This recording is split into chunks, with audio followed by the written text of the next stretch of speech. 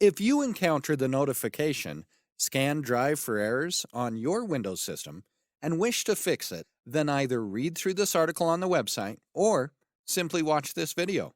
I will guide you through the resolutions. The first solution is to run a CHKDSK scan. Search for Command Prompt in the Windows search bar and select Run as Administrator in the right pane to open the elevated command prompt window.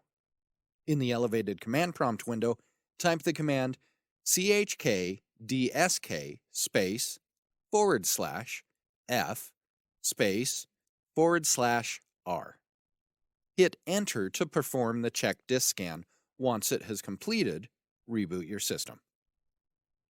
The second solution is to scan the system for virus and malware.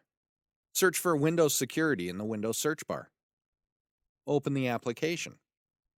Among the tabs on the left-hand side, select Virus and Threat Protection. Now click on Quick Scan. Lastly, you can run the S.M.A.R.T test, which has been explained over a separate article and video. Isn't this easy and interesting? If you have any doubts, please go to the original article on the Windows Club and write your question. We will surely answer it. Thank you for watching this video. Have a nice day.